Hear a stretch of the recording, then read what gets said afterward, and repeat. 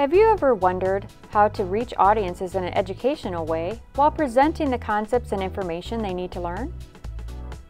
Many in educational programming struggle with how to present material in creative and innovative ways. Using video in conjunction with face-to-face training has become a common way of training adult learners, but dry, talking head type videos often relay too much information and may even discourage retention. This is where dramatizations can really help. A dramatization is a type of video where actors portray a real-life situation, often in an entertaining or memorable way. Response to dramatizations used in training has been very positive. This video will show you how to develop a dramatization style video for your training programs. The steps include: number 1, lay out what concepts need to be covered. 2, develop a storyline. 3, write and edit script. 4, cast actors including alternates and set dates. 5, scout locations. And 6, film and edit.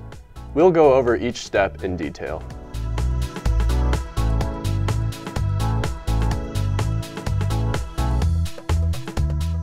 The first step in developing a dramatization video is to determine and lay out what topics you want to cover in your video.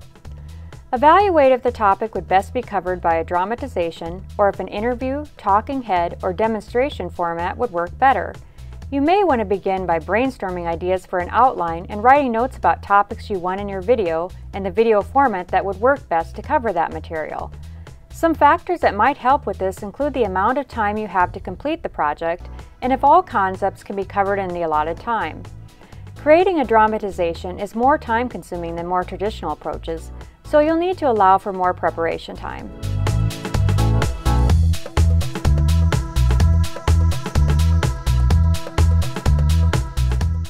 Once you have determined that dramatization is the format you'd like to use for your video, it's time to develop a storyline. Decide how you want to present the information and concepts. Using genres such as fictionalized, real-life situations or parodies of game shows, reality shows, or news programs are good options. For example, our UNL Extension Pesticide Safety Education Program office did a parody of TLC's reality show, What Not to Wear. Our parody video is called What to Wear, and it teaches pesticide applicators about proper personal protective equipment and its importance when applying pesticides.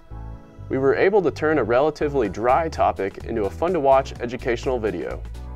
Another example of a dramatization that turned out well for us is a staged news program to teach about worker protection standards in greenhouses. We had a person in studio introducing the topic and then cut to video of a person being interviewed in the field.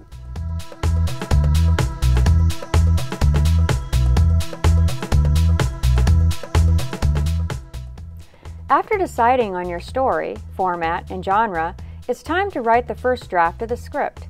This is probably the most important step in developing a dramatization because the dialogue will cover all of the main points that you want to convey. Make sure it's accurate, concise, and interesting for the audience. Be creative. When writing this script, there are a few things to keep in mind. Know how long you want your video to be so that you can tailor the script length to the allotted video time. A good rule of thumb is that 1 page of dialogue equals 1 minute of video time. Therefore, a 5-minute video should be limited to 4 or 5 pages. After writing the script, read it out loud to yourself.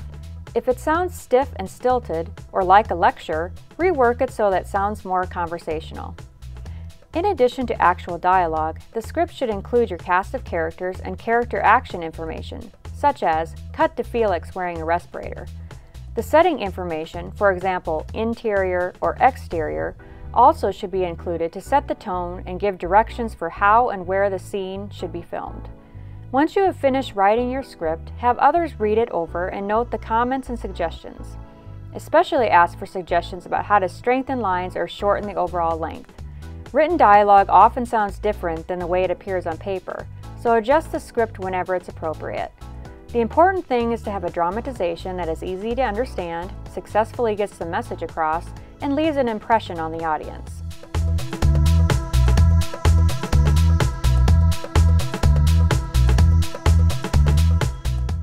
After you have completed your script, you're ready to find actors to fill the roles.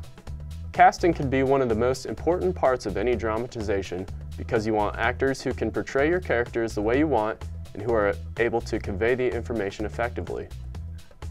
In most cases, you will have an idea of the gender and age of your characters. Depending on who's available for casting, you can adjust this later to match those you hire. For example, you may have a 40-year-old male actor in mind for a part, but can only find someone in his late 20s who's available during the film dates. So try to be flexible so you can adjust for these potential circumstances. How do you go about finding actors? Some ways include consulting local theater or independent film groups, university theater actors, local talent agencies, emailing local acting groups, checking Craigslist for actors, and developing a Facebook page or an email listserv of those interested as a good resource for your current and future projects. Once you have garnered interest, it's time to evaluate the potential actors. If you haven't already done so, set your film dates so you can determine who will be available on those days. If you want certain actors, you may need to adjust the dates according to when they are available. But if you have to stick with your schedule, you will need to hire actors who can be there on your dates. How can you choose for the best actors for the job? If you have time, hold an audition. However, this isn't always possible, so ask potential actors to send headshots, acting resumes with past experience, and a demo reel of their performances. Try to talk to actors in person, through email, or on the phone to get a feel for their personalities.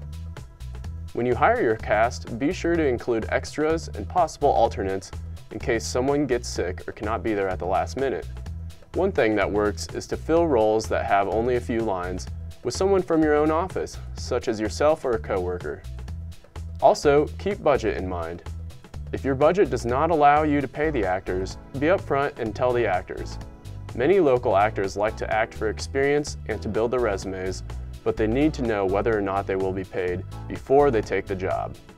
Consider paying for the day's lunch or other small expenses in lieu of an actual stipend.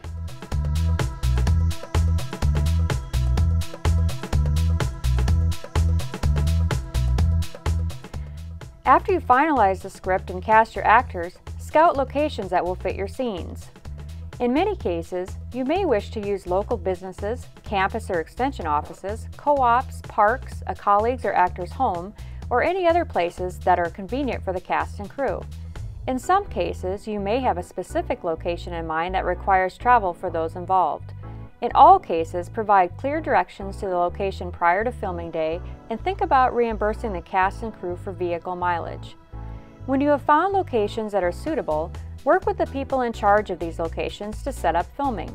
Let them know the dates that you have scheduled for filming and make adjustments if necessary until you determine a final date that works for the cast, crew, and location manager.